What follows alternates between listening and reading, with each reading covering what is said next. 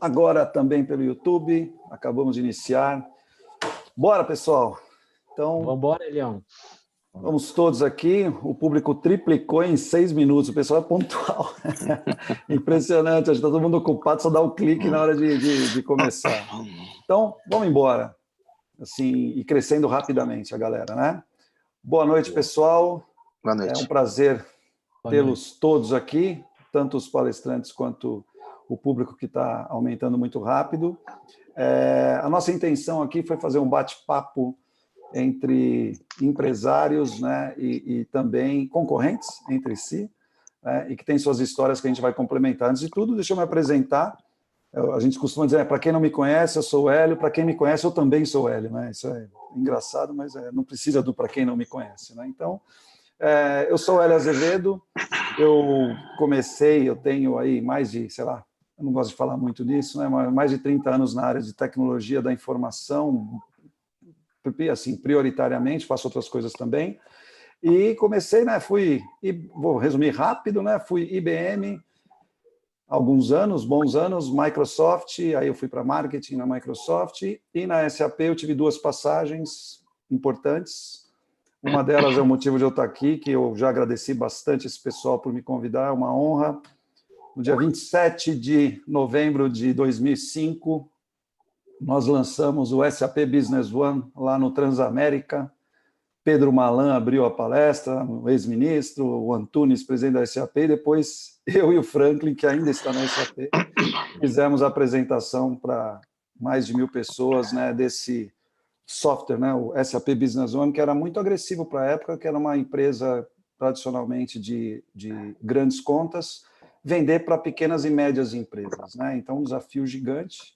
Com certeza, ela não sabia fazer isso na época, né? Desde o seu contrato até o seu modelo de negócio. E hoje, a gente está fazendo aqui uma live com 4 parceiros SAP que começaram juntos lá comigo nessa época e que hoje juntos tem mais de 1.000 clientes. Né? Então, eles vão contar a história do porquê que deu certo. Né? Bom, nessa minha trajetória, eu fui, então, IBM, depois eu fui Microsoft, depois eu fui SAP. Em 2009, eu montei uma empresa chamada Sales Talent, né, de treinamento e consultoria de vendas, como sonho de montar Então, fui executivo e virei empresário, isso é importante para nosso bate-papo aqui, para sentir as dores, né? E aí, em 2009, eu resolvi montar o fornecedor que eu não tive. No Bottom Line foi essa a ideia, né? Eu vou montar um fornecedor que eu não achei. Foi legal, meu primeiro cliente foi a Adobe, não foi em ordem alfabética, né, mas foi a Adobe, depois Microsoft, SAP, e aí a gente treinou muita gente. Né? Eu lembro que em 2014 eu já tinha tinha treinado mais de 7.000 pessoas presencialmente, né? Então, e sempre de tecnologia, na maioria das vezes, os profissionais de venda. Essa é basicamente minha história. Né? Esse ano, resolvemos empreender na crise. Hoje eu sou diretor de marketing e vendas de um empreendimento bem inovador chamado BBX, né? A gente é uma desenvolvedora de negócios exponenciais, ou seja, a gente junta mentor com mentorado, né? Une esse povo todo para acelerar pequenas e médias empresas, ou a gente gosta de chamar de empresas em crescimento. E aí tem mentor e mentorado, a gente brincou que a gente é o Tinder do mentor e mentorado, né? Que faz esses caras se encontrarem e cortarem caminho, né? Porque a experiência desses mentores ajuda demais e pode ajudar essas pequenas e médias empresas. E é isso que eu estou fazendo hoje. Bom, basicamente, fora um monte de lives, um monte de webinars que eu estou fazendo para tecnologia. Bom, então eu queria que cada um de vocês se apresentasse rapidamente. Vou começar pelo Gilberto, da G2, ele é o G1. Né? Eu não sei se ele é o G1, sabia? Porque acho que a Glaucia manda mais na empresa do que ele. Nunca. Então, Imagina, Gilberto, por favor. E a Glaucia, ela está aí ouvindo, você acha que eu sou louco, Hélio, de falar isso? Imagina. Então, Hélio, G1, G2. G2 lá atrás, eu costumo falar, agora a gente tem, ela é que manda, é a sócia e esposa aqui, todo mundo conhece. Tem agora a Priscila, que é nossa sócia também, está aqui. E, Elião, é uma honra ter você aqui com a gente. Essa brincadeira, o Flávio fez uma ligação para nós, né, Flávio? E aí a gente falou, vamos fazer uma live, né? Porque a gente, apesar de competir, como o Hélio falou, a gente é muito amigo e muito ético, né? Um competition, como diz o Daniel Cabreira da SAP. Então é um prazer estar com o Marco, com o Décio, com o Flávio e, claro, com o Hélio, né? Vou falar rapidinho da G2. Eu não tenho todo esse currículo do Hélio, tá? Né? O currículo é menor, eu estou há 30 anos na G2, então é o que eu tenho para falar. Brincadeira à parte, a G2 tem 30 anos, eu vim de Barcelona já na área de tecnologia, formado em análise, e aí montei uma empresa que na época não se falava nem tecnologia de informação, né? Era uma empresa de informática, de computador, essa expressão que se usava no Brasil, que estava saindo de um momento de reserva de mercado, né? Então, era um desafio colocar TI. E aí, dando um salto nesses 30 anos, que a gente vai comemorar agora, dia 9 de novembro de 2020, né? Se Deus quiser, já sem pandemia, né? Pelo amor de Deus.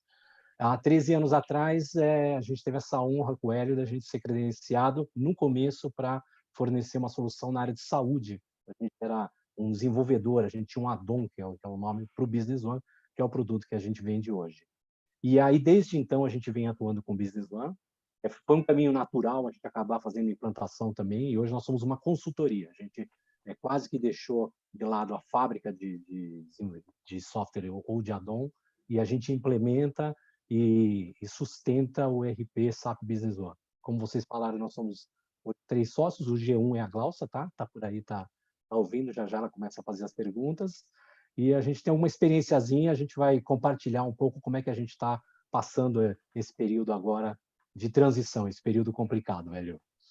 É legal você falar dessa trajetória, porque uma coisa muito legal para o público todo saber, quem está nos acompanhando, é que são empresários, né, que há 15 anos atrás começaram a mexer por um acaso com Business One, mas já eram empresários, logicamente, e vencedores, né? Então, nessa hora aqui é bom a gente ouvir os caras que estão não só sobrevivendo, mas que estão vivendo, né? Isso faz muita diferença. E essa empatia eu acho que vai ser fundamental para esse nosso papo, né? Porque vocês têm, como eu falei, juntos, mais de 1.000 clientes que são target, ou seja, que são público-alvo, né, de pequenas e médias empresas. Então, isso é muito importante. Vocês têm mais de 1.000 clientes que estão vivendo as dores aí, né, de tudo que está acontecendo, mas o mais importante, vocês também são empresários. Então, assim, vocês também são as pequenas e médias empresas do Brasil tocando seus negócios, e acho que por isso que pode ficar bem interessante. Vamos lá, Marcão, fala para nós aí, o que você anda aprontando há 15 anos. Infelizmente, um pouquinho mais de tempo do que isso, né? Boa noite, pessoal. Obrigado aí pela incrível audiência que nós estamos tendo aqui. Não sei se vocês estão acompanhando aqui, né? Sim. Eu não vou citar números aqui, mas está bem legal. Estou me sentindo um artista aqui. Contando um pouquinho da história da Oxer, né? A nossa estrutura, especificamente com a SAP Business One, nasceu no final de 2005. Né? O SAP Business One veio pelas mãos da SAP, trazido especificamente aqui pelo nosso grande Hélio. Era o Hélio e o Frank, como você bem falou, né? Naquele tempo memorável. Foi até legal que tinha uns stories que diziam que a SAP era uma empresa alemã, não sabia falar a língua do Brasil, não era brasileira. Eu lembro o Frank falando assim: brasileiro? Eu sou mais do que brasileiro, eu sou corintiano. Se eu lembro, o script foi desenhado para ele falar isso aquela hora, ele estava muito nervoso. Não, mas foi sensacional, cara. Foi uma coisa bem legal. Nós somos 2 sócios lá na Oxer. Nós temos origens diferentes, né? O meu sócio, ele já atuava com a SAP desde meados da década de 90, com grandes corporações. Na minha outra vida, né, antes desse nascimento que a gente teve aqui com o B1, eu atuava com o DataSul, aqui no Brasil, na mesma época, também com grandes corporações. O foco era em empresas maiores, né, antes de a gente decidir virar o nosso negócio para PME. Trabalhar com empresa grande é contraintuitivo que eu vou falar, mas é mais fácil do que você trabalhar com pequena. Na empresa grande, basta você montar uma estrutura na babesca, pegar alguns clientes e cuidar deles.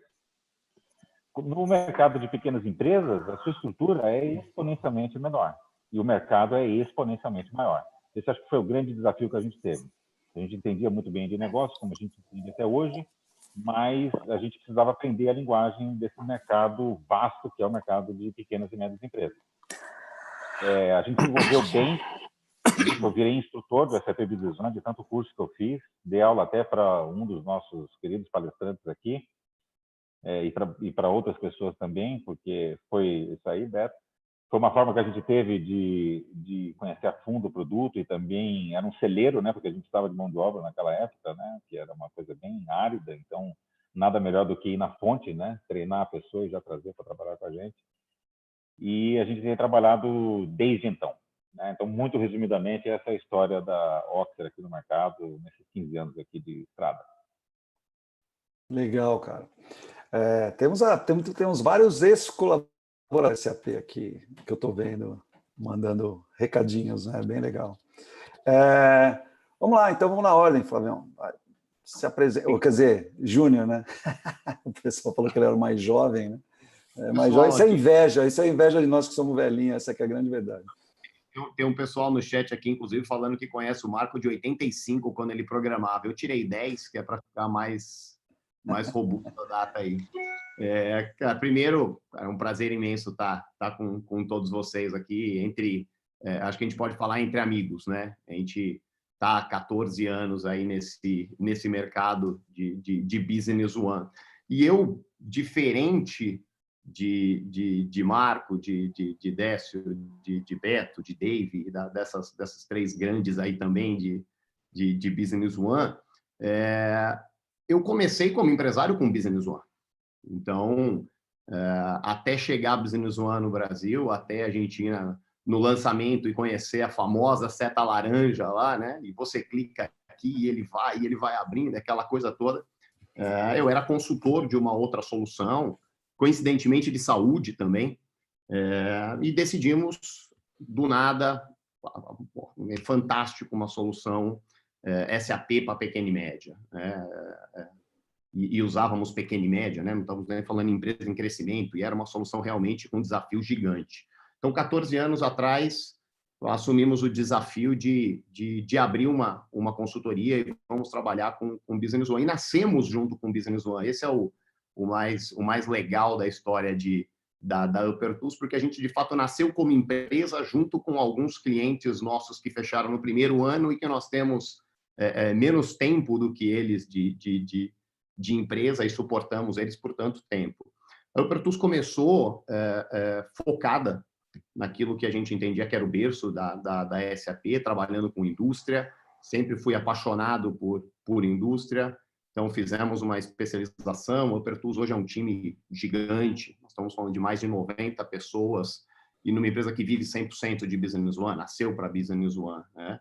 E no passar desses 14 anos aí de experiência de Business One, nós fomos seduzidos pela área de soluções, né? Então, a Upper Tools além de um parceiro de implantação, de venda, de treinamento, consultoria de Business One, nós somos uma fábrica de software. Então, nós desenvolvemos soluções para o mercado de Business One. Então, nós estamos aqui, além de entre parceiros, entre clientes também, né, que distribuem as nossas soluções de produção. Temos uma área de inovação fantástica, gostamos muito disso. Somos uma empresa majoritariamente jovem, né? Eu acho que 90% do nosso time tem metade da idade do Marco, talvez. Então, a gente respira inovação. Você vai pegar no meu pé, né? É um exercício. Eu vou migrando, né? Mas é uma história muito bacana, uma história realmente. E a nossa história combina muito com a história de Business One, né? Porque nós viemos crescendo nesses 14 anos da mesma forma que a solução veio crescendo, né? A gente olhar a solução lá de 14 anos atrás e o que a gente tem hoje de solução e também olhar a estrutura que a gente tem de apertura que a gente tem hoje, é um prazer muito grande saber chegar onde a gente chegou, e temos um caminho longo aí, certamente, pela frente ainda. Legal. Qual o tamanho da tua equipe, Flávio? São 92 pessoas. Que legal. Você vê, né? Sair do nada para 92 não é fácil, né? Então, vamos embora. Decinho, né? Decinho a gente se conhece também há muito tempo, até antes de SAP. É empresário que eu conheço bastante e a gente já fez várias coisas legais juntos, né? Decinho, fica à vontade, né? Legal, Hélio. Obrigado, pessoal. Antes de começar, tem muita gente na sala. Bem legal, tem funcionário Ramo, tem parceiro da Ramo, tem parceiro de vocês, tem SAP, tem Huawei, tem gente de Miami, tem gente do Nordeste, tem gente de Centro-Oeste, tem parceiros SSPs da SAP e tem clientes também. Então, obrigado quem entrou, tenha paciência, está às 7h15 da noite com a gente. Obrigado, nossos competidores, não é isso? A gente acaba sendo amigo, compete muitas vezes e acho que a gente ri mais vezes do que compete, né? Dá para citar pelo menos 2 pessoas que estão aqui, que estavam naquela nossa primeira turma de treinamento, que nós temos até foto. Está aqui o Pablo, né, que todos vocês conhecem, né? Uhum. O Pablo acabou de entrar na live, e a Ale Castro, mais dono do Business One. Fui buscar ele lá na TOTUS, né? Fui buscar ele lá na TOTUS e trouxe para a SAP, ele sentou comigo numa sala, saiu contratado. Está lá até hoje, cuidando, né? Tem Nova York, viu, Décio?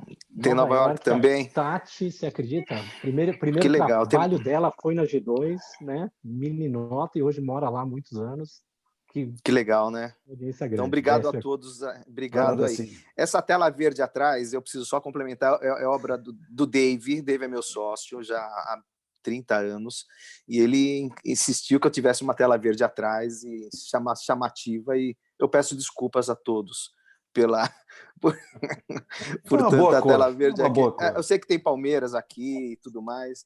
Fora brincadeira, então, legal.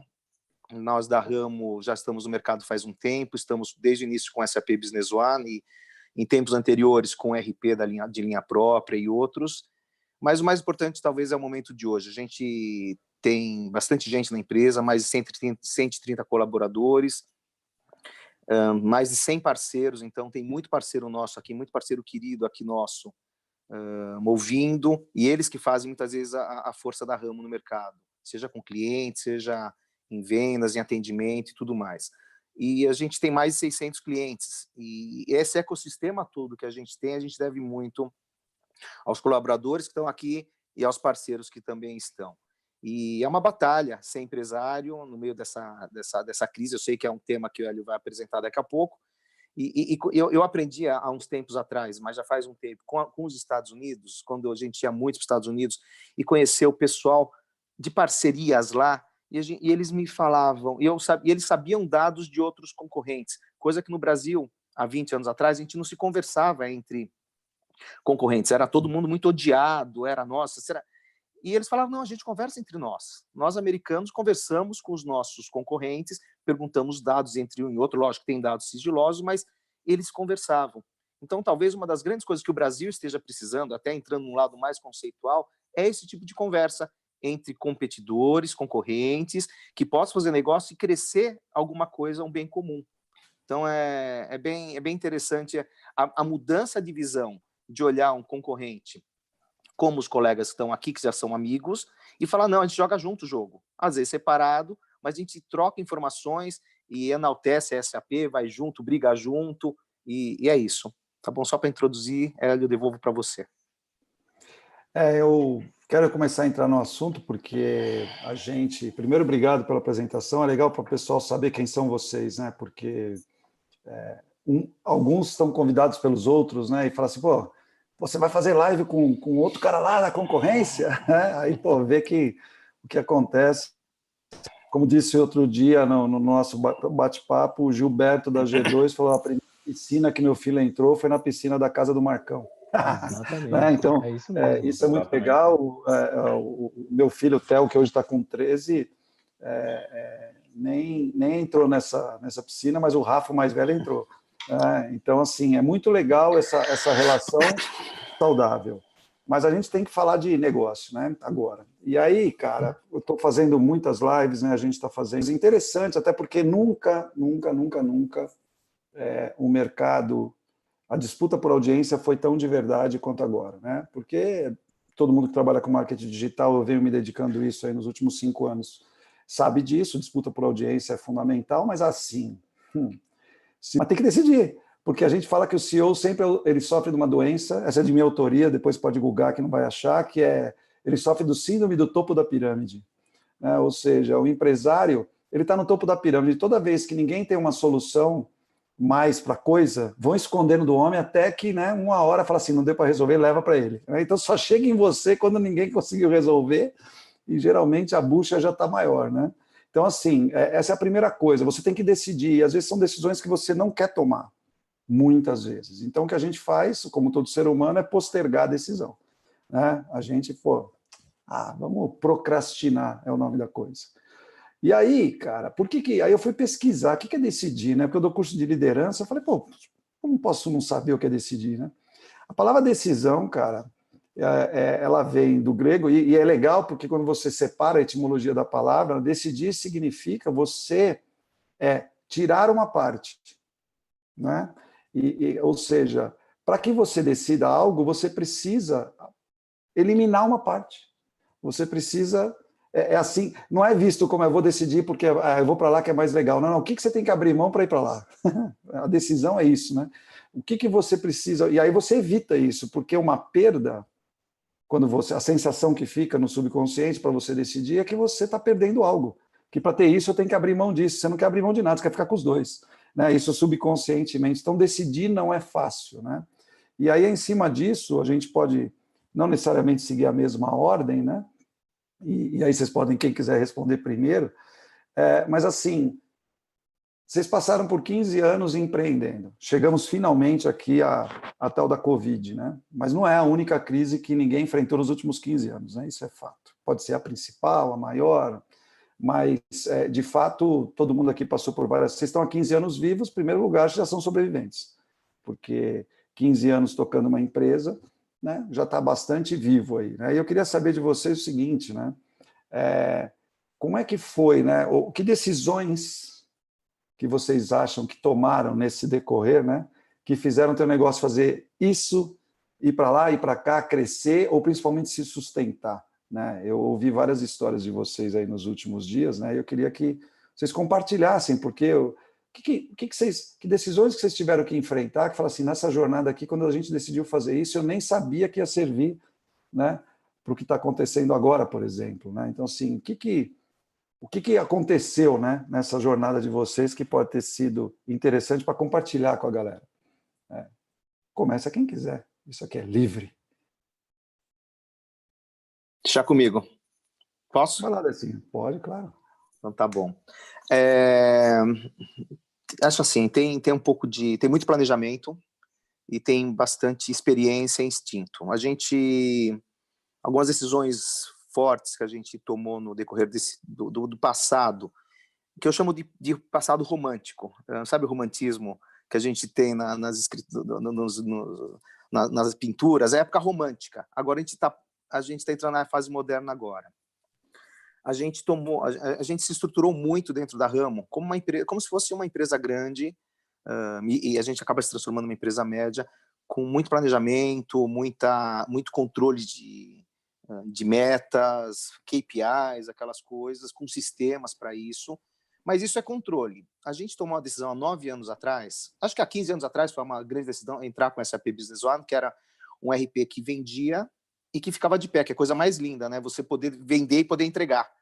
Que muitos RPs que a gente já teve na nossa vida, a gente vendia e não conseguia entregar, então é um círculo vicioso ruim. É bom citar, então, dos 15 anos, aquele nosso papo que a gente teve, né? Eu, você, Banhara, que hoje é presidente da Citrix, né? Ok. Naquela sala lá na SAP, no 11º andar lá, ou desculpa, no 5º andar, né? O que a gente discutiu aquele dia que deu a invertida? Né? Volume, não era isso? Era uma liderança por volume. Se você pensa em modelos econômicos, e não era vender poucos e bons, era vender muitos e ótimos também. Então, vender para muitos clientes e essa questão de volume. Então, essa foi uma primeira coisa que realmente a gente levou uma orientação muito legal da SAP na época, a gente focou para volume e logo depois, há 9, 10 anos atrás, a gente resolveu melhorar o volume criando um ecossistema de parceiros que nos ajuda a distribuir regional e verticalmente para o SAP Business One. Então, falar de volume você fala é fundamental. Volume, é importante traduzir, né? Quer dizer, você está falando de volume, você trocou menos contas maiores por mais contas menores. Exatamente. Para a gente, todo cliente conta. Isso faz a diferença, especialmente em épocas como agora, né? Então, a mudança que a gente teve de ser para poucos clientes, para muitos clientes, de 0 parceiros para muitos parceiros, de 0 controle para muito controle, todo mundo cheio de metas, KPIs, e a gente, o que a gente... E crescendo a taxas de 15% a 20% ao ano, a gente conseguiu gerar musculatura, e, na verdade, decisões boas geraram coisas boas também para a gente, para o mercado e tudo mais. Legal. Quanto por cento hoje da sua renda é recorrente? 82%. Então, isso é sonho de consumo, né? Você concorda que então, teve que chavear modelo de negócio, né? Eu acho que os outros... e bons, e vender on-premise e receber muito dinheiro na frente. No início teve aquela curva, né, que você, não sei se a minha mão não vai aparecer, que tem esse fundo verde que o David me colocou, Sim. Não vou conseguir pôr a mão, mas tem a curva negativa, que você recebe menos dinheiro. Mas no momento atual, você tem recorrência, os clientes até estão reclamando, os clientes estão pedindo descontos, tem várias questões acontecendo, mas a recorrência faz você começar o mês num nível que você sabe que pode fazer, pessoal, manter salários, manter equipe, você mantém com bastante decência a empresa funcionando, todas as pessoas empregadas, recebendo no dia. Então, a modelo de recorrência, nesse momento, faz um bem danado para a economia brasileira e para o nosso micromundo, que é o nosso micro-universo de pessoas e clientes que precisam trabalhar, e a gente está conseguindo manter isso graças a esse modelo diferente, que chama recorrência, o recruit, que nem a gente usa Netflix, não é isso? É o aluguel de tudo. Sem dúvida, né? Quer dizer, você era um cara que fazia projetos e migrou para fazer implementações mais rápidas e principalmente recorrentes, né? Exatamente. O Antunes, que eu gosto de citar sempre, né? Porque foi meu mestre, né? Que foi presidente da SAP há 8 anos, que me contratou e depois virou meu sócio na Sales Talent. O Antunes costuma dizer o seguinte, né? A despesa recorrente, ela é nativa. A bichinha está aí para isso, né? A receita recorrente é que nós temos que buscar todos os dias, né? E a diluição desse risco não tem jeito. O único jeito de diluir risco é ter mais clientes possível, né, em número. Né? Não tem como, né? Porque nessa hora é basicamente impossível que todos liguem para você para cancelar. É uma questão lógica, né? E se você tivesse 20 clientes, talvez a preocupação, a cada cliente que desista pode representar 5% a 10% do seu faturamento, né? E isso não é verdade quando você capilariza. Ainda bem que Covid esperou um pouquinho para chegar, né? Neste caso especificamente, né? Porque se chegar lá em 2006, por exemplo, o problema seria maior. Muito pior, né? Muito pior. Muito pior. Eu acho que o desafio, até pegando o gancho no que o Décio falou, né? Essa mudança que nós fizemos para esse modelo que a gente chama de recorrência, de SaaS, né, Software as a Service, foi uma quebra de paradigma, né? O mercado, alguns monstros já vinham praticando isso em 2012, 2013, Google, né? Essas empresas, eu olhei isso e falei, gente, tem alguma mudança no mercado, né? A gente está vendendo a famosa caixinha, né, de Windows ou de Office, que quem está aí assistindo lembra, tinha, ou não sabe, alguns são novos, né, Hélio? Tinha fila na porta para comprar o Office, né? E hoje você assina esse modelo, essa mudança foi muito importante, ele fica mais fair para o cliente, ele paga menos, ele desembolsa menos, né?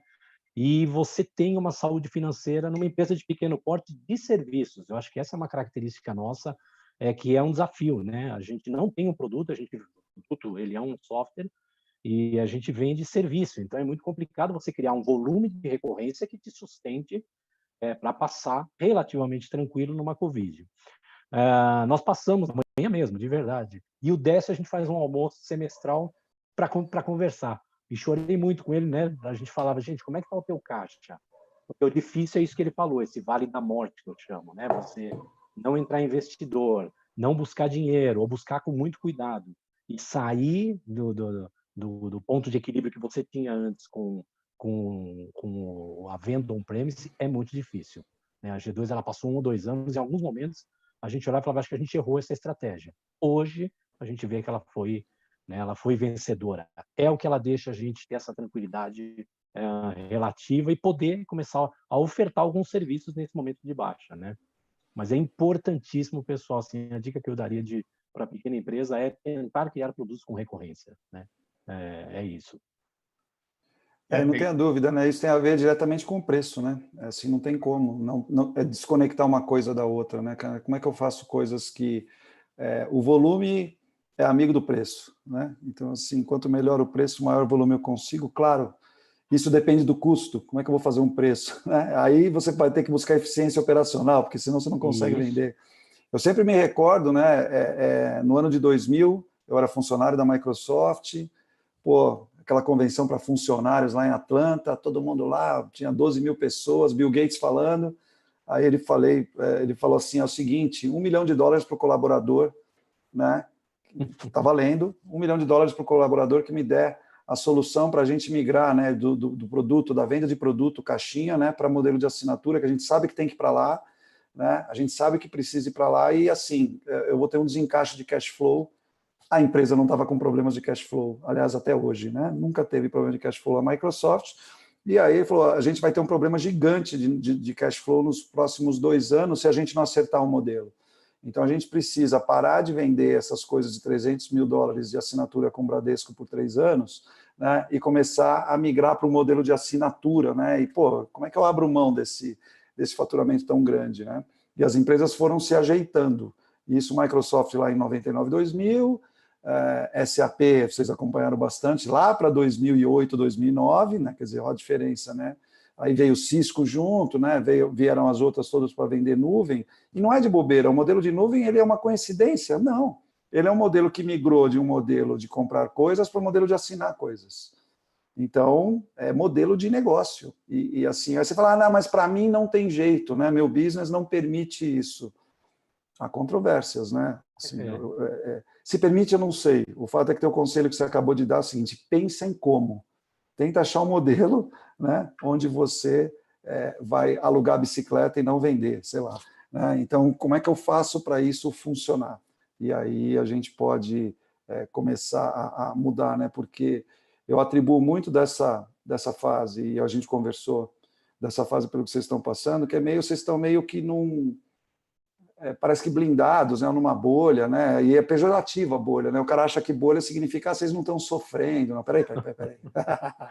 Negativo, eu só estou sofrendo menos do que a média porque eu sofri lá atrás para me reorganizar. Exatamente. Senão dá a impressão seguinte, ei, amigo, eu adoro vocês vão ver que eu não sou militar, estou longe disso, né, mas eu tenho amigos que serviram ao exército e citam frases interessantes, uma delas é assim, treinamento duro, batalha fácil. Treinamento fácil, batalha dura. Né? Então, assim, no pain, no gain. Quer dizer, não é que não teve sofrimento. O que nós estamos chegando aqui, depois eu vou perguntar para cada um de vocês o quanto caiu o faturamento, e eu sei a resposta. O quanto de faturamento médio caiu de vocês? Né, para a gente falar assim, pô, mas esses caras estão na bolha, esses caras não sei o quê. Peraí, é modelo de negócio, nós estamos falando de cara que, a gente vai falar disso depois, de caras que usam... Vocês fizeram uma coisa que eu sonhava como um cara que está no fabricante. Tá? O cara que está no fabricante sonha que todas as suas revendas usem o produto que vende. Meu. Parece simples, mas se você pegar, eu já fiz essa pergunta do outro lado, é tranquilo de falar isso aqui em público. Cheguei na Microsoft e falei assim, quanto por cento dos seus parceiros, que são 9 mil parceiros, usam o Microsoft Dynamics como CRM? Não sabe. Né? Então, assim, mas por quê? Porque deveria ser quase obrigatório, não no lado obrigatório do mandatório, mas assim, cara, pelo amor de Deus, você acha que um diretor da Volkswagen anda de Fiat? Né? Uma coisa tão simples, tão antiga, né? Então, assim, pelo amor de Deus, cara, usa, walk the talk, pelo amor de Deus. Né? Usa com propriedade aquilo que você vende, cara. Pelo amor de Deus, vai ser um belo passo. Quer fazer uma demo? Acabei de ver uma live agora da Salesforce, acabei com o Edu Campos, né? Que vários de vocês aqui que estão na live conhecem. Acabei de ver uma live com ele, ele citou a seguinte frase. Cara, sabe o que eu estou fazendo na crise agora? Estou mostrando como eu gerencio uma equipe de vendas aqui na Salesforce. Pô, ainda bem que ele usa, né? Assim, é lógico, né? Pô, o cara trabalha na Salesforce, é VP de pré-venda da Salesforce. O que ele vai falar para o cliente dele? Não, vou te mostrar aqui como é que eu uso o Salesforce nessa época. Pô, livra a cara. Né? Então, sem dúvida, é uma boa resposta. Sim, Marcão. Vou pegar esse gancho que você falou aí para contar um pouco da minha parte aí nessa sua pergunta aí. Eu sou fanático por processo. Passado, claro, a parte essencial, né? O processo não pode vir antes da essência, né? Eu sou conhecido por um cara que é tarado por aquele processo que se audita, sabe? Que a entrada de um audita a saída do outro, né? Sem precisar de muito ponto de controle. E a gente fez isso lá na Octa, né? A gente implementou o SAP Business One, espremeu a solução até o tutano dela. E hoje em dia, a pergunta que seria originalmente, né, como que o sistema de gestão está ajudando, não foi ontem, descobrindo que a gente entrou numa pandemia, que a gente foi lá e falou assim, ok, precisamos de um sistema de gestão para conseguir passar por essa crise sem precedentes que a gente está passando aqui, né? A gente veio construindo isso ao longo do tempo, né? Tem alguns exemplos aqui de coisas que hoje são muito importantes para mim, né? Para o nosso negócio, de ter a resposta rápida, né? Funil de vendas, por exemplo.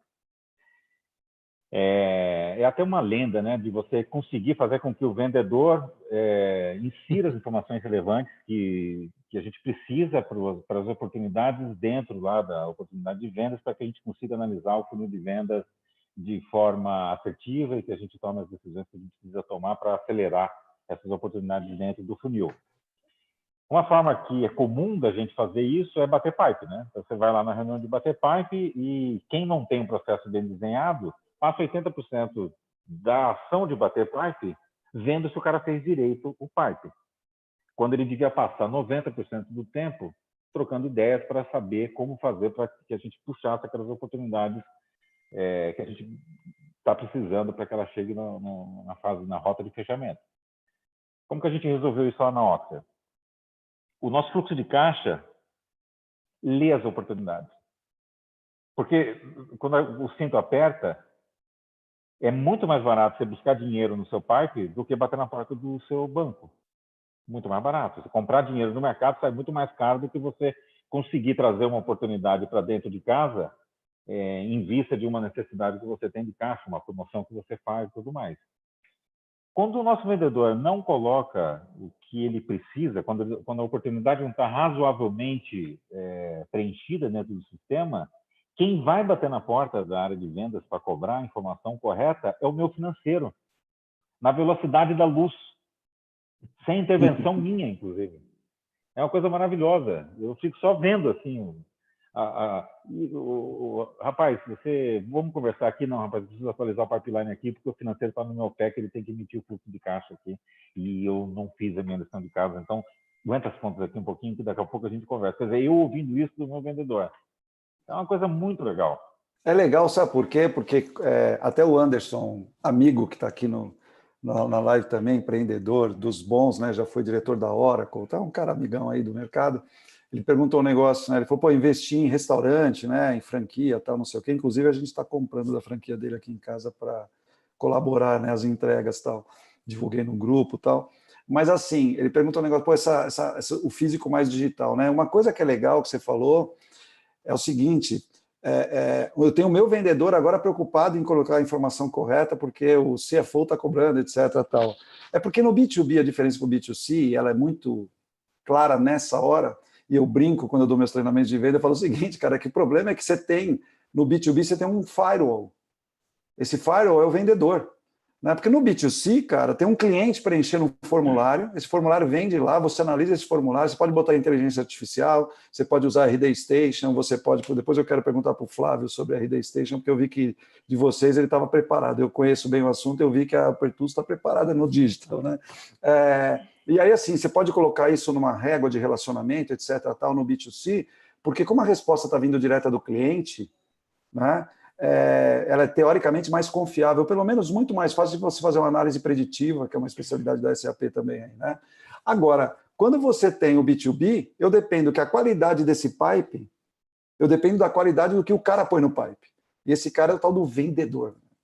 Então, assim, o que você está me falando, não sei se você me corrige se eu estiver errado, mas o que me parece é o seguinte, né? Como você instalou radar na sua empresa, né, cheio de radar, então quando tem radar na marginal, eu não sei se está ligado ou desligado, você cai para 70. Velho. Você pode, né, porque você tem a impressão de que tem alguém olhando, entendeu? Aí você cai para 70. Então, quer dizer, traduzindo o que você me falou, parece o seguinte, cara, como o cara está num ambiente que sabe que está sendo monitorado, e monitorado não no sentido ruim, no sentido da gestão, então o cara fala assim, cara, é melhor para a minha vida e para a vida dos meus pares aqui, que eu preencha esse negócio direito, porque senão, que eu preencha direito significa que eu informe direito, que eu me mantenha atualizado, né? Porque senão, cara, tem uma coisa que eu costumo falar que é o seguinte, né? Pô, qual é a pior dor que pode ter um gestor de vendas? O cara fala, não vender. Todo mundo responde isso para mim em sala de aula, né? Fala assim, então, tem uma pior. É achar que vai vender. Essa dói mais. Pior do que não ter, achar que tem, né? Então, assim, a falta de previsibilidade para vendas dói muito mais do que não vender. Porque se não vender e eu sei que eu não ia vender, eu tomo providências. Agora, quando eu acho que eu vou vender e quebra essa previsibilidade em 30%, 30%, estou sendo bem conservador, né? Quando quebra em 50%, aí até cabeças rolam assim pelo chão, né? Mas o fato de você estar gerindo é que provavelmente está gerando esse resultado. Né? Eu estou monitorando. E eu sei que você é fissurado por processo, porque eu já vi o seu Business One, né? O seu lá, na Oxer, né? Fui lá olhar, né? Depois que eu saí da SAP, inclusive. Né? E ele é muito processual, né?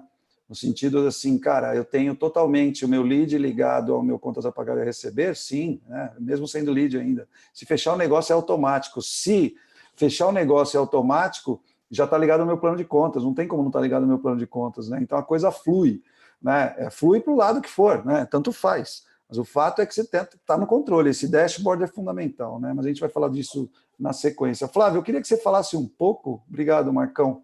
Você tem alguma coisa para complementar ou estamos batendo bola mesmo? Não, vamos, vai fundo aí. Tranquilo. Eu falo que a gente sabe que a gente está ficando velho quando você encontra o seu amigo depois de muito tempo numa loja da Harley. Foi o que aconteceu entre a gente. Isso aí é bem velho, cara, você pode apostar. Flávio, você que é mais jovem, eu vi, né, por essas interfaces que a gente fez, né, pela divulgação do próprio Business Talk, né, e por eu conhecer razoavelmente bem, venho estudando isso há 5 anos, mercado digital profundamente assim, eu percebi até pelas interações, né, que vocês estão bem digitais assim, né? Conta um pouquinho como é que você misturou esse offline com esse online aí, né? Não que os outros não estejam, né? Eu só estou te botando na conversa. Bacana. Deixa eu só voltar um pouquinho, Hélio, na história da decisão, né? Da dificuldade de Sim, por favor. Estar no topo da pirâmide e chegarem às decisões que só você pode tomar. E aí, rapidamente, fazer um apanhado de algumas decisões que foram cruciais para a gente chegar até aqui, hoje, com a Upper Tools. Dentro disso que nós estamos falando, dessa hipotética bolha onde a gente está sofrendo menos do que a grande parte do mercado, aí, pelo menos dos nossos pares, do nosso mercado de TI. A receita recorrente, hoje a gente fala, a receita recorrente, ela é a chave do nosso negócio. Não tem como a gente viver sem a recorrência. Porém, a recorrência, ela vem desde o início de Business One, numa proporção muito menor, né? Onde a gente falava basicamente de atualização de software, mas ela sempre existiu.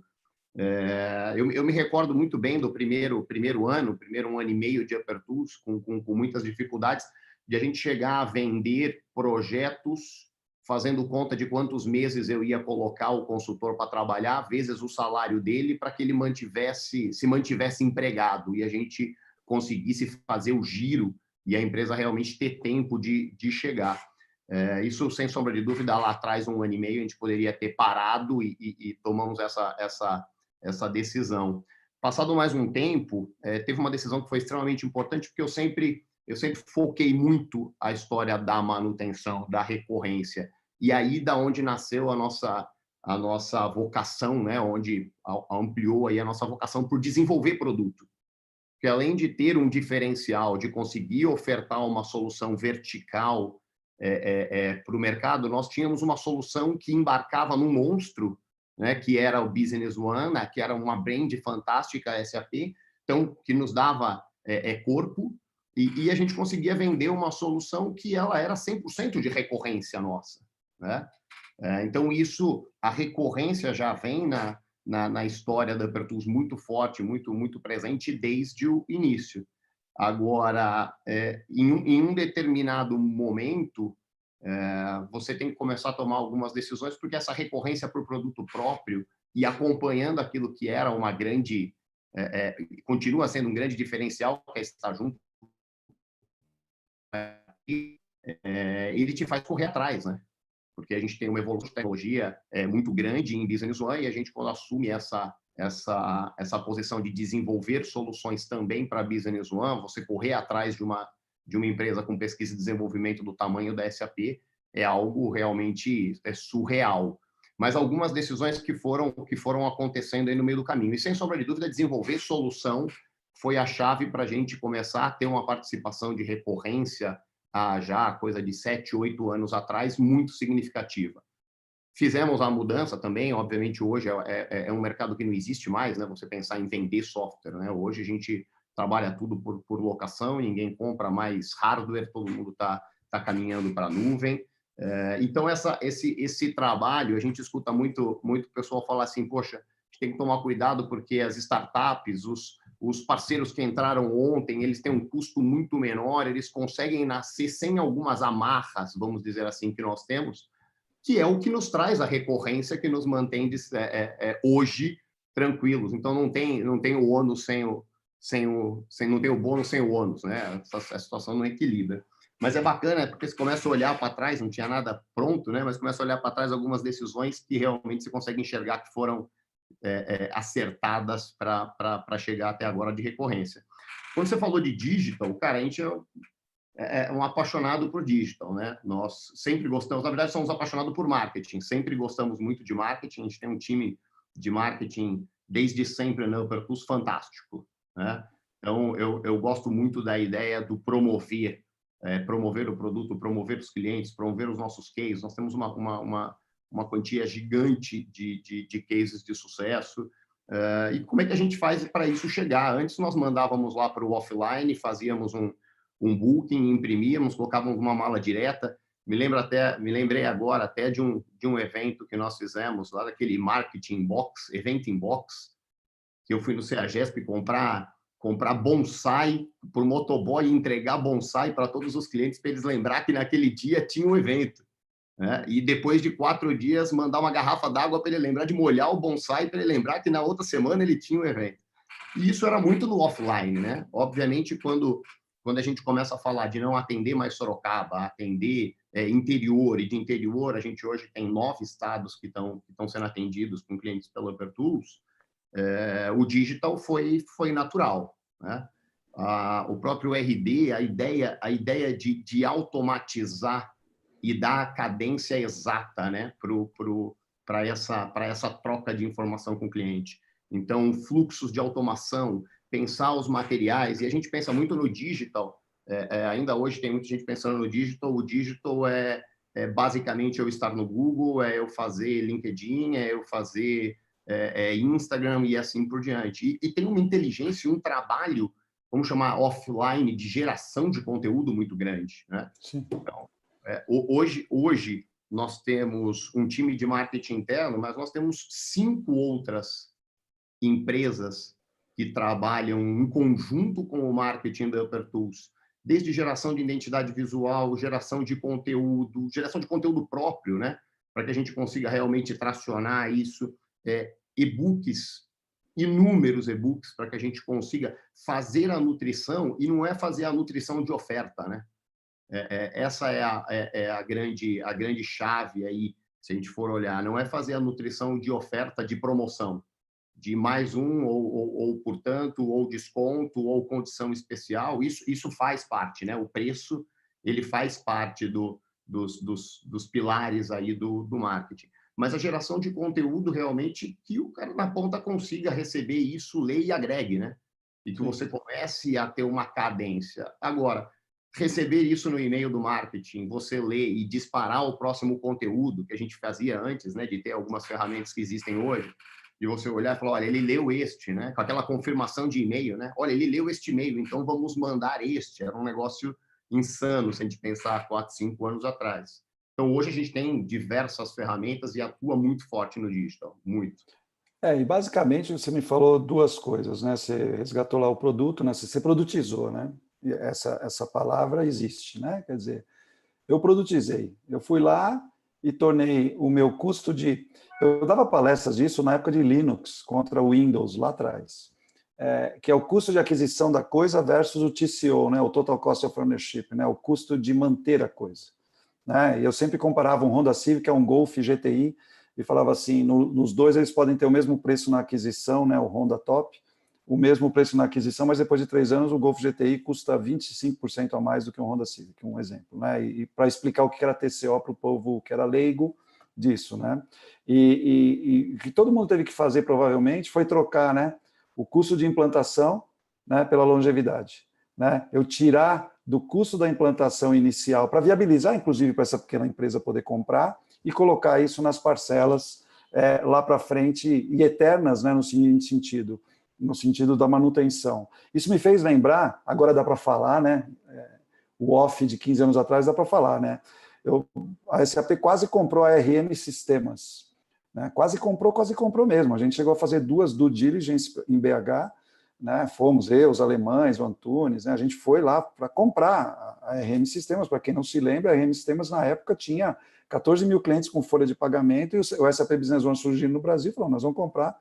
Enfim, não compramos por vários motivos, não por causa da empresa, mas os alemães não quiseram seguir, e a TOTVS acabou comprando, né?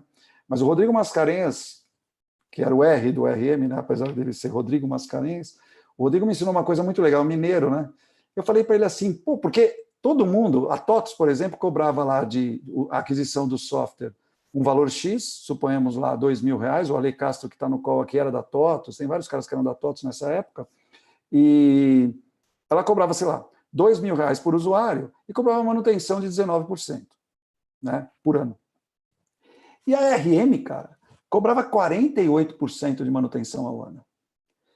Você vê como os caras estavam à frente lá atrás, né? Eu falei assim, pô, Rodrigão, como é que você cobra, cara? E porque a gente abriu todos os, né, sabe, a contabilidade, abriu tudo. Eu falei, como é que você consegue cobrar 48% de manutenção ao ano? A SAP cobra 23% no sapão, né? Eu falei, como é que você consegue? Ele falou, mineiro, a resposta que ele me deu é sensacional. Ele falou assim, mas eu não cobro 48% ao ano, eu cobro 4% ao mês, senão os caras não pagam. Né? É uma resposta simples, mas com uma visão tão... Por isso que ele tinha 14 mil clientes. Com uma visão tão simples, né, do seguinte, cara, se eu cobrar 48% ao ano, ninguém paga, você está certo. Agora, quando você cobra 4% ao mês, isso aí vai que vai. Né? Mas, no sentido, o que ele fazia? A licença dele de aquisição, enquanto o TOTVS cobrava R$2.000, isso eu estou falando de 2005, ele cobrava, em vez de R$2.000, ele cobrava 300, R$400 para você comprar a licença dele. Só que 50% ao ano ele cobrava daquilo que você pagou no início por ano e ia embora. Então, assim, todo mundo teve que brincar, né, de trocar. Se você parar para pensar, a NET te cobrava um modem, você não vai lembrar, mas os mais velhos vão. A NET cobrava o modem por R$600, R$700, o modem, né, da NET que você tinha que comprar, e aí você assinava a NET. Isso foi mudando, que o modem não existe mais no sentido do custo, está na mensalidade. Né? Então, ou seja, já está acontecendo esse fenômeno há 15 anos. Se você conseguir fazer a analogia e tentar trazer para o teu modelo de negócio, isso acontece. É fato. Né? Quer dizer, a NET, o modem ficou grátis. Foi ficando barato, grátis. Agora vai lá e assina. Né? A implementação do Business One, alguém de vocês, eu tenho essa curiosidade porque eu não sei mesmo, não está ensaiado, né?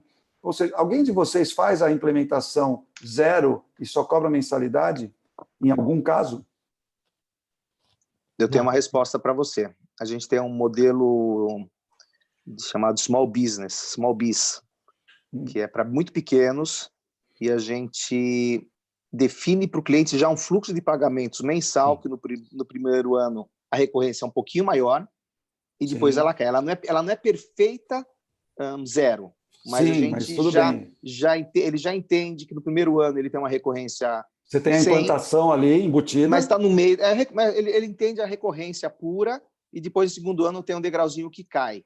Então, acaba sendo sem entry fee, sem setup fee e tudo mais. Então, é uma escadinha disso. Mas o aprendizado, a gente ainda tem muito a aprender com isso ou desenvolver. Mas a gente já faz isso. Mas está quase assinando, né? Fato. Quase assinando. É isso mesmo. A gente tem uma iniciativa com um segmento específico, e aí nessa linha realmente que o Décio falou, de soluções muito simples e muito empacotadas, né? Obviamente, quando a gente fala desse 0 de setup, a gente fala de uma solução de adesão realmente, né? Onde ele vai lá, faz a adesão, paga uma mensalidade e recebe, e a gente liga a chave para ele utilizar na ponta. Isso é um desafio que não é um desafio econômico com o Business One, né? É um desafio gigante, porque o Business One é uma solução muito grande, né? Isso exige um grau de especialização e um conhecimento de mercado realmente absurdo. É um RP, né? Por um acaso é Business One. É um RP. Por si só, acabou. Não, e até falando um pouquinho da recorrência, parece muito fácil, né? A gente passar, não, eu pego a conta, o RP custa 120 mil, eu divido isso em 10 anos. Não é assim, né?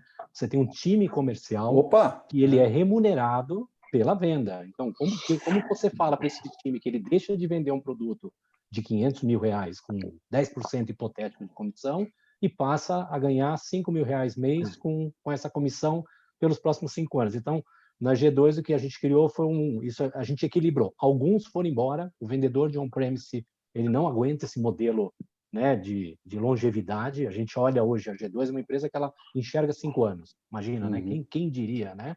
É uma empresa pequena, de pequeno porte, que a gente tem visão para 5 anos.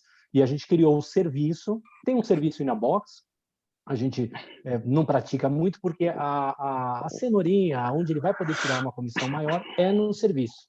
Então, eu crio a recorrência da nuvem, dos add-ons, da licença de Business One, isso tudo cria o SaaS. E aí eu digo, olha, você quer antecipar sua comissão? Melhora a forma de pagamento do serviço para o cliente. E deixo muito claro para o cliente que é disso que eu preciso. O serviço, ele vive. Então, o modelo de recorrência, né, eu me lembro que eu estava em Las Vegas, num evento até da IBM, teve um que já tinha entrado, ele falou, G2, Beto, cuidado, que assim, você vai perder teu time de vendas, tá? Não é só dividir. E isso realmente foi um fato. Hoje eu tenho um time de vendas para recorrência. Eles são especialistas nisso, ele tem esse discurso e já criou uma carteira. O lado bom da coisa. Ele fica fidelizado, né? Porque ele sabe que ele tem um comissionamento há 4, 5 anos dentro de uma empresa, teoricamente, de pequeno porte, né? E acho que assim, uma coisa legal é você imaginar que... Porque eu dou muita palestra, eu ouço isso. Tá bom. RP, o cara tá bom. Né? Porque o cara duvida, o cara acha que cada caso é um caso, tem razão, como o Flávio acabou de falar, você está falando de um RP, né? Então, cada caso é um caso, né? Você está falando de, mas será que eu não consigo produtizar? Né? Sempre se consegue de alguma maneira, né? Mesmo que parcialmente, né? E acho que todos nós aqui viemos de uma escola que, para mim, foi muito boa, que foi a escola do All-in-One da SAP, né? Ou seja, tá bom, se eu não customizar, se eu não produtizar totalmente, eu deixo para você 80% pronto e 20% eu customizo. Né? E pelas verticais, como você já foi saúde, né? Como alguns de vocês são especialistas tem muitos clientes de construção civil, etc. Tal, né? Então, assim, eu deixo 70%, 80%, cara, é isso aqui. Você não é uma farma? Se você é uma farma, meu 70% está pronto, você me desculpa. Você vai ter problema para resolver no seu fluxo com a Anvisa, você vai ter que liberar medicamento, demora 2 anos, você vai ter um fluxo disso, você vai ter autorizações especiais que você precisa ter, você é uma farma, você é uma seguradora, você é uma corretora de seguros. Cara, vendeu para um escritório de advocacia, me desculpa, né? Assim, não é que é tudo igual, é só tudo 80% igual. A frase é essa, entendeu? É como... Eu gosto muito, eu também sou apaixonado, obviamente, fui gerente de marketing há muitos anos atrás do Windows, né? Durante 4 anos na Microsoft, quase 5. É assim, cara, eu gosto muito de uma frase de marketing. Em marketing é melhor você estar relativamente certo do que absolutamente errado. Então é o seguinte, se eu afirmar que as mulheres amam sapatos, eu não vou estar totalmente certo, só 98% certo. Mulheres amam sapatos, acabou. Né? Agora, é a mesma coisa, quer dizer, se eu afirmar o seguinte, se você é uma farmacêutica que está me procurando, eu garanto para você, né, que 80% que eu vou implantar para você já está pronto e vai rodar para você, cara. Se eu implantei num escritório de advocacia bem implantado e está rodando redondo, eu posso garantir que um outro escritório de advocacia que se pareça com aquele, porque você tem os tributaristas, os criminais, etc., mas que tem aquelas mesmas características, eu tenho 80% de chance de dar certo só naquele tal do business as usual, né? Essa é do jeitão de implantar.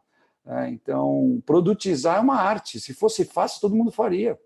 Mas acho que o setup é talvez a mensagem que a gente tem que dar aqui, uma das, né? É assim, quem produtizou, né, consegue a recorrência. Quem pegou, como é o nome disso? Produto de serviço. É velho, né? Então, é velho. Tem coisa que não envelhece, meu amigo, é produto de serviço. Eu fui lá, É um serviço que eu produtizei e gerei o que se fala hoje, logicamente, do jeito correto, gerei uma oferta, né? Uma oferta que resolve o problema do mercado, seja ele qual for, né? Então, eu acho mas, que... Hélio, eu acho que esse é um dos ingredientes que fez a gente estar aqui hoje, né, como empresas expoentes no mercado, né, se vocês me permitem dizer isso, né? Eu não costumo ficar falando bem do próprio umbigo, mas descobrir essa não é bem um segredo, mas o caminho de você conseguir falar de uma implementação de um software de gestão empresarial que a gente levava, sei lá, caso da Embraer, 11 anos, e ele não sabe ainda se ele concluiu ou não. Ele decidiu que ele concluiu. 100 CIOs, né? Só para a gente validar. Isso, exato. 100 CIOs diferentes em 11 anos. Isso, exato. Você conhece bem a história. Para um caso de uma empresa que implementa... Eu estou acostumado mais com estruturas, o meu ticket médio é 20 usuários, 25 usuários, então não é essa... A adesão não cai muito bem para a gente, porque realmente é um processo de implementação, né, pelo perfil das nossas empresas, mas é 3 meses. E o cara para numa sexta-feira com o sistema, vai dormir com o sistema legado dele e acorda na segunda-feira com uma nova vida, um zero delay de implementação. Isso é descobrir essa fórmula, né, essa alquimia, né, de pegar esse chumbo e transformar em ouro, vamos dizer assim, para o mercado de PME. Eu acho que foi o grande desafio que fez com que a gente superasse essas barreiras que foram mencionadas aí pelo Beto da G2, né, pelo crescimento que a Apertus apresentou no mercado aí, que a história dele é bastante interessante, já falei isso em off, inclusive, né, não estou sendo piegas em nada, e com a Ramo também, que já teve até produto próprio, ele falou muito discretamente aí, certo, mas ele tinha um ERP próprio. Veja você, né, e estamos aqui hoje meio que direcionando, né, o mercado da gente. Eu acho isso bastante, e acho que o principal ingrediente é esse aí, descobrir como você paquetizar, né, ou empacotar coisas bem na regra de Pareto mesmo. Cara, deixa que em 20% do tempo do projeto aqui eu vou resolver 80% do seu problema. Pode ser que você tenha 20% do problema que a gente ainda leve 80% para resolver. Pode ser que você tenha problemas que você acha que é problema, que na verdade não é um problema. É como eu digo de vez em quando, é que nem achar que louça suja é um problema. Quem achar que louça suja é um problema e que existe uma solução para ela, está perdido nessa vida. Porque no momento em que ele resolveu o problema, vem o maldito e coloca um copo sujo lá na pia e o problema recomeça. Então, você saber separar isso é uma arte, eu acho, né? Tem um amigo meu também segue a linha que é melhor não sujar, né? Porque daí você não precisa... tem uns caras que já vai lá no antes, né? Mas o fato é o seguinte: tem uma menina aqui, a Gabriela, menina, eu vou presumir, porque é do jeito que ela perguntou, tá? A Gabriela Paganini perguntou o seguinte: boa noite, qual insight ou dica que vocês dão para os jovens profissionais passando por sua primeira crise no mercado de trabalho? E aí, é uma pergunta interessante. Vai lá, eu tenho comentários aí, dicas. Dica do Decinho vale, hein? Obrigado. Eu acho que a gente vive uma mudança de tecnologia no mundo, né? E talvez todo mundo fala de transformação digital e mudou. Agora com essa Covid-19, cada vez mais seremos digitais. O Flávio falou bastante sobre como ele é digital no marketing dele, em outras ações. Então, eu acho que eu sempre, nas minhas palestras, falo que a empresa, a área da empresa e a pessoa vai precisar se transformar digitalmente para qualquer aspecto da vida dela. Então, em primeiro lugar, entender, acreditar e se posicionar como uma pessoa que tenha uma determinada liderança ou conhecimento nesses temas de digital, não importa se é no marketing, se é em vendas, se é na parte operacional, é entender um pouco disso e procurar oportunidades em segmentos que estejam crescendo. Esquecendo-se Covid-19, você está falando que qualquer coisa em tecnologia tem crescido a uma taxa de 9% a 12% ao ano, composto nos últimos 10 anos. Então, só faz crescer. Então, falam que vai ter 35 milhões de novos empregos nessa área. Ok, é uma área que talvez dá para apostar. Essa é uma dica que eu daria para ela. Tá? Opa, desculpa. Desculpa. Não, só um ponto aí também. Nós falamos da questão do produtizar, respondo a Gabriela, que é o meu ponto de vista, mas a decisão mais dura do produtizar é você falar não, né, para a receita. Opa! Fala de você fala de se especializar, o caminho para você conseguir replicar 2, 3, 4 caras no mesmo segmento, no meio do caminho você tem que ter a coragem de falar não vou vender para outros 10, 12. Né? E é uma conta de realmente conseguir olhar para o horizonte maior, né? De 60 meses. Nós também planejamos e conseguimos olhar para os 60 meses, né? É um desafio gigante, porque é você olhar os teus compromissos, né? As despesas, elas estão lá, elas vão acontecer, quer você queira ou não, e você abrir mão de receita, começar a realmente assumir que você tem que trocar o qualquer dinheiro pelo dinheiro certo, ele é uma decisão muito difícil, né? E até pegando o ponto ali que a Gabriela falou, o que eu tenho visto bastante, e eu acho que essa fase que a gente está passando vai dividir muito, volta a ser um assunto que não é tão novo, que é atitude. Hoje a gente tem menos tempo de trânsito, a gente tem mais tempo disponível, absolutamente tudo acontece online. Eu, semana passada, tinha uma consulta médica, me ligaram, confirmaram, eu tinha que ir, chegou no horário 5 minutos antes, logo depois do almoço, escovei os dentes e liguei para a médica, ela falou, estou te esperando aqui. E aquilo já está tão automático, tem um próximo compromisso, esse compromisso é online, e isso tem nos sobrado muito, aumentou a nossa janela de capacidade de ser produtivo, de capacidade de fazer mais coisas. Mas aí falta a atitude de utilizar estas horas, utilizar essa disponibilidade para fazer. Então, nós temos uma situação que nós conseguiram nos colocar todos na mesma página, né? Nós estamos todos vivendo agora no mesmo pano de fundo, no mesmo mundo, né? E vão sair realmente melhores aqueles que tomarem atitude, ter atitude de fazer. A Gabriela perguntou uma dica, eu vou dar uma dica, né? Meu filho nasceu no dia 8 de março de 90. No dia 15 de março de 90 veio o Plano Collor. Então, 7 dias depois do meu filho nascer, né? Hoje ele tem... A gente ficou com R$50 na conta, né? Todo mundo naquela época. Hoje ele tem 31 anos, trabalha nos Estados Unidos, no Facebook, está bem, né? Ou seja, a única coisa que eu posso dizer é que vai passar. O que a gente não sabe, isso que dá um pouquinho de agonia, é quando. Então, obviamente o momento é duro, mas vai passar. O X é o quanto eu estou preparado para a hora que passar, porque vai passar. Então tem duas chances, né? Ou eu estarei preparado, né? Ou eu vou tentar acelerar na hora que passar. Né? Então assim, o que eu faço agora? Eu me preparo. Eu me preparo fisicamente, psicologicamente, moralmente, financeiramente, inclusive, quer dizer, me encolhendo o máximo que eu puder nos custos e segurando, né? Porque você vai sair do outro lado. O problema é que quando sair do outro lado, como é que você vai estar, né? Você vai estar esbagaçado, né? Ou porque é uma crise, ponto. Essa crise existe, ponto. O jeito que eu tenho que passar pela crise é sair o menos machucado possível. Acabou. Né? Aí você fala assim, mas você caiu de moto e quebrou a perna. Pô, que tragédia. É lucro. Caí de moto, quebrei sua perna, que bom. Cura a perna e vamos embora, velho. Podia ter quebrado a coluna, podia ter batido a caneta. Pô, quebrei a perna, vamos embora, né? Engessa, next, né? Assim. É fácil assim? Claro que não.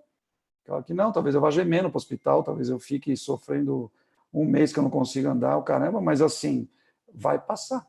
Né? Isso a gente, ainda bem, né? Que tem essa perspectiva. E o Brasil... Não sei se vocês sabem o significado da palavra resiliência. Você pode ver que assim eu estou naquele momento cultural, né? Que nem o da palavra decidir, né? Que é você deixar de fora algo, né? A palavra resiliência ela vem da física. Tem gente que nem se liga, não sabe, né? Mas vem da física, a capacidade que um corpo tem, né? De voltar à forma normal após sofrer uma certa pressão, né? De elasticidade.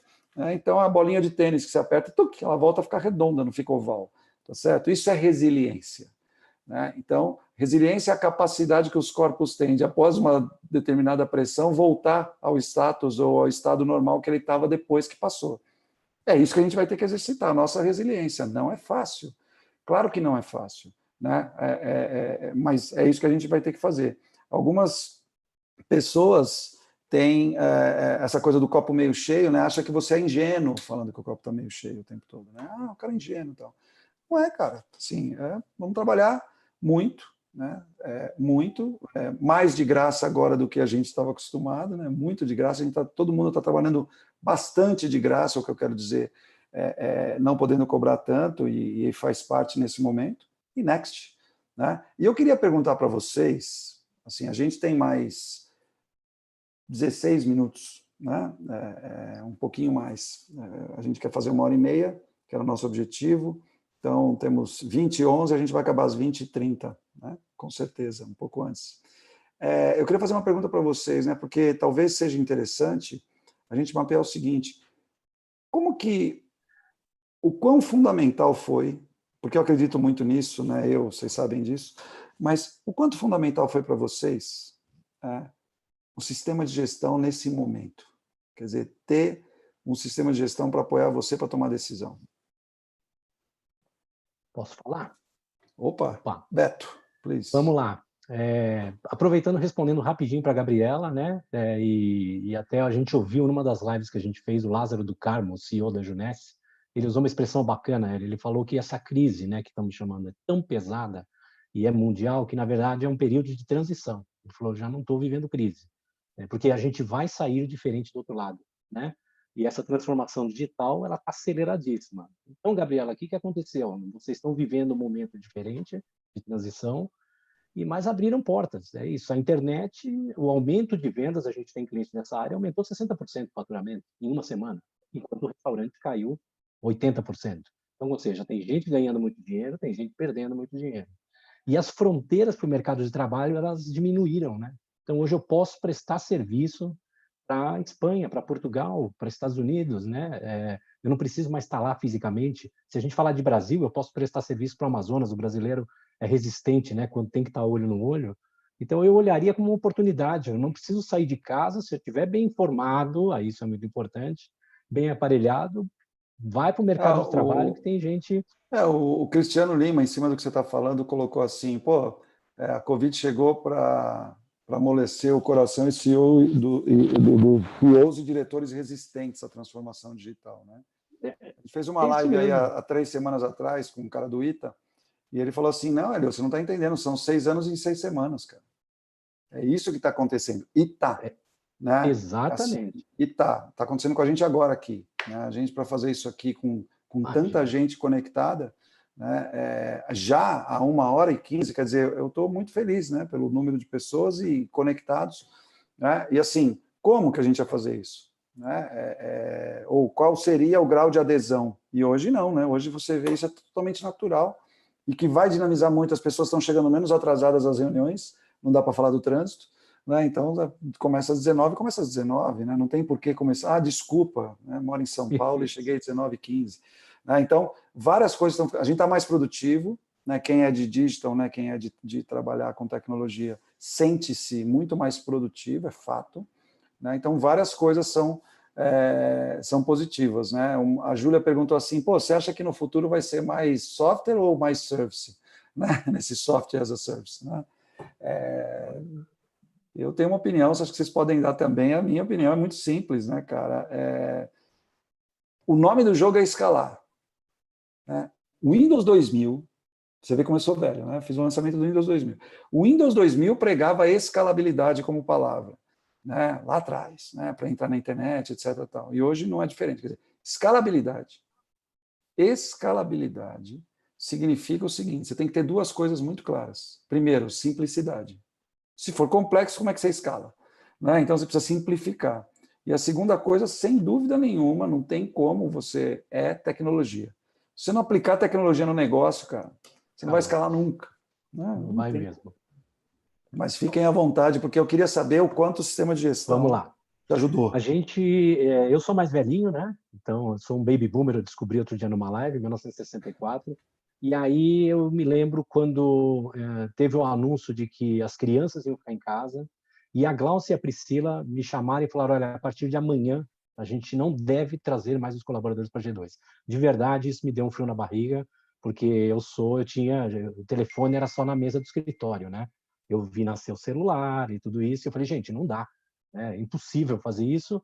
E aí a Glaucia e a Priscila falaram, não dá. Chamaram o nosso arquiteto lá, em 2 horas a gente estava em casa. Então, primeira coisa, o escritório estava pronto para sair do meio físico. Todo mundo em home office em 2 horas. Isso foi imprescindível. Aí eu dentro de casa falei, gente, eu estou trabalhando, né? Eu tô vivo, estou falando com o meu time comercial, eu cuido da área administrativa. E aí a nossa experiência foi uma preocupação muito grande da Glaucia, né? De como é que ia se comportar nosso fluxo de caixa. E aí o sistema de gestão foi importantíssimo, porque numa reunião, numa manhã, entre nós três, a gente olhando quais eram os segmentos que iam ser afetados, quais são os clientes que tinham um atrasozinho recorrente normal, quais são os clientes que seriam impactados, a gente conseguiu fazer uma análise através do Business One, foi essa ferramenta mesmo, projetando o que possivelmente iria acontecer com o nosso fluxo de caixa, porque a gente vive de recorrência. A recorrência, a margem é pequena, né?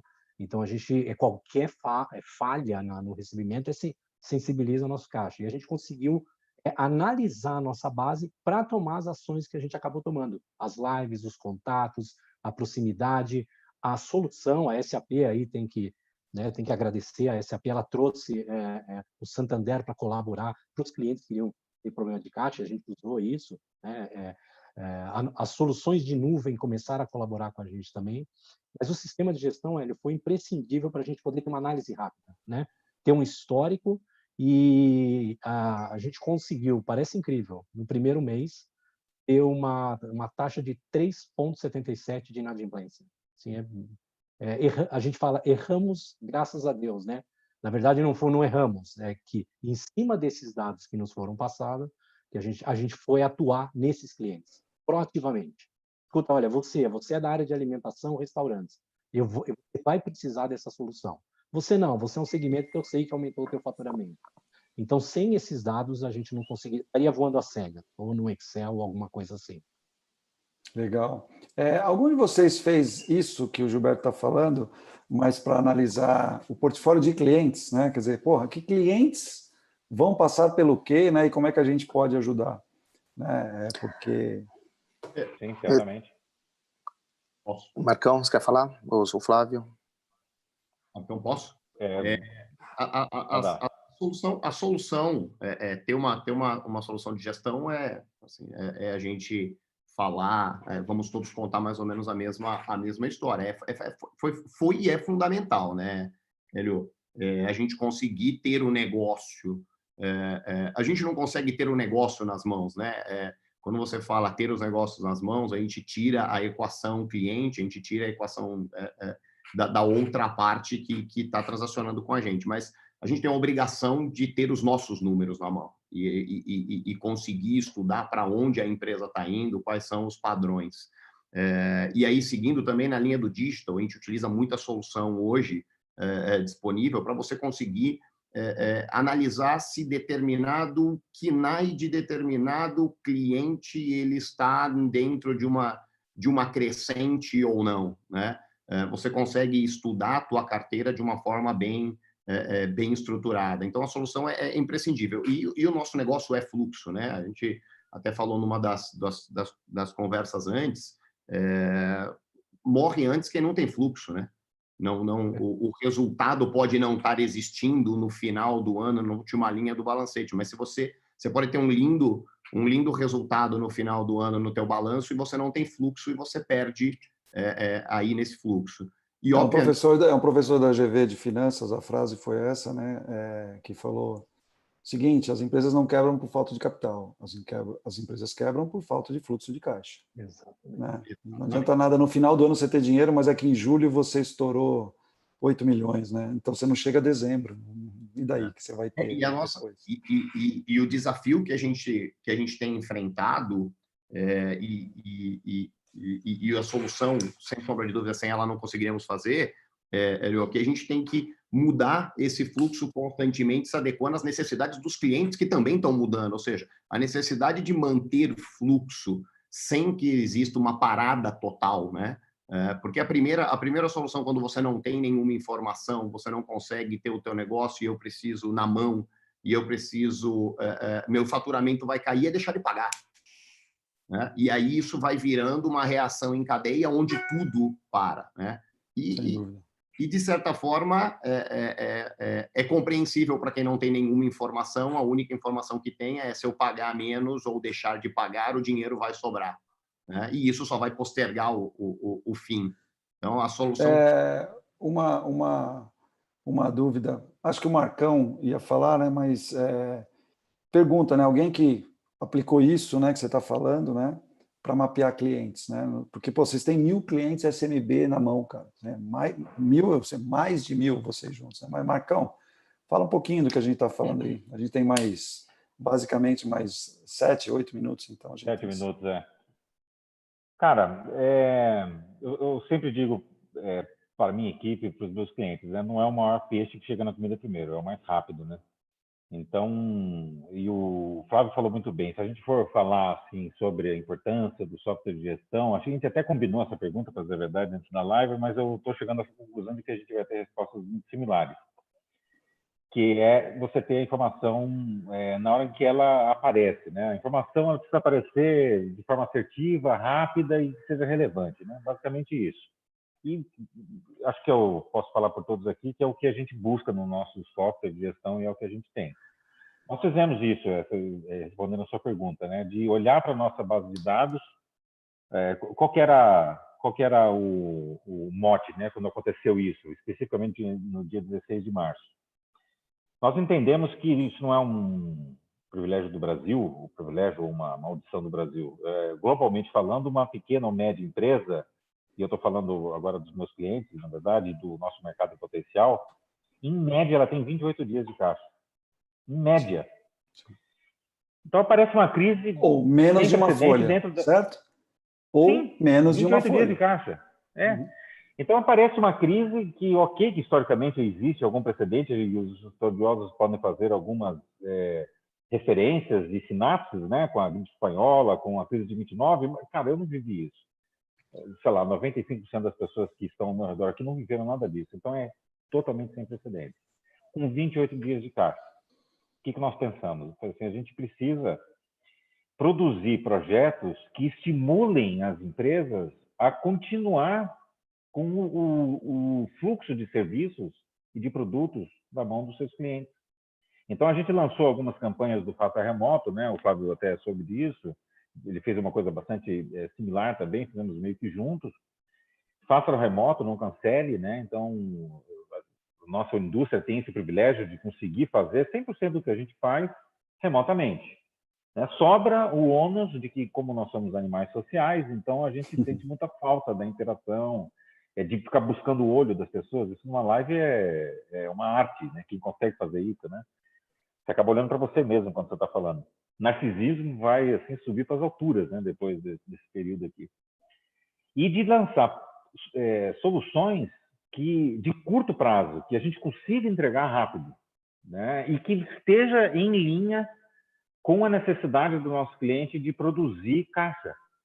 Acho que é basicamente isso. Então, sem contar com aqueles que acho que todos nós temos também, e que vale uma menção honrosa, talvez alguns deles estejam nos assistindo aqui, que compõem aquele grupo de empresas que prestam serviços essenciais. Essenciais não no sentido da lei, porque existe uma pressão econômica para definir o que é essencial ou não, né? Outro dia eu ouvi que academia de ginástica estava sendo essencial, mas alimentação, saúde, né? E toda aquela indústria que orbita os ecossistemas das empresas que produzem o nosso alimento e que cuidam da nossa saúde. Esses caras não pararam, né? E a gente, eu acho que tem uma obrigação até coletiva, social, de prover os nossos serviços para que essas empresas também continuem operando, porque lockdown mesmo, né, que é a palavra da moda, cara, nós não tem como fazer isso, né? Porque o número mágico que estão perseguindo aqui, acho que é 60 e poucos %, né, de distanciamento social, vamos chamar assim, né? Mas as coisas não param, né? Você continua indo no supermercado, você continua tendo que se alimentar. Então, a gente não sei se eu respondi essa pergunta, Hélio, mas a gente usou, sim, o sistema e olhamos para o nosso mercado falando assim, cara, como que a gente pode ajudar as nossas empresas a produzir mais caixa, né, em linhas gerais. Diga lá, Décio. Não sei se meu dedo está aparecendo, com esse fundo verde que o David mandou eu colocar, meu dedo desaparece. Legal, né? Eu só colocando num outro ponto de vista, como vocês já falaram, um ponto de vista até quase interno, acho que a importância do RP para as empresas hoje e amanhã acaba sendo muito interessante. Por exemplo, dos nossos 600 clientes, nenhum parou de funcionar nesse momento de Covid-19. Todos no ar. A maior parte já está na nuvem, então, ok. Outros nem tanto, todos funcionando. Agora, imagina depois da Covid-19, que é o novo normal, uma coisa que o pessoal vai precisar fazer é microgestão. Microgestão de custos, microgestão de resultados por área. Eu não posso ter um centavo a mais gastando errado. Eu vou fazer isso no Excel? Eu vou fazer isso num sistema nacional obsoleto, que eventualmente não integra toda a parte financeira com o contábil, então resultado e fluxo de caixa nunca batem? Ou eu vou fazer isso de uma forma extremamente séria porque eu não tenho dinheiro e nem fluxo de caixa a perder? Então eu vejo que o RP ele passa a ser fundamental para a microgestão e o RP conectado. Então a gente entra em dois vetores, dois fatores. Uma que é microgestão, que não tem jeito, é sobrevivência ainda nos próximos meses, no novo normal, mas não tem mais graça do RP não ser conectado. Então o RP que a gente usa, SAP Business One, ele permite que eu me conecte com tecnologias modernas aos meus vendedores, colaboradores, distribuidores, subsidiárias e afins. Não tem jeito. Vocês acham que a gente vai, em junho, quando acabar a quarentena, estarmos nos encontrando? Tem pergunta que teve aqui agora. Qual é o novo normal? O novo normal vai ser mais ou menos isso que a gente está vivendo agora.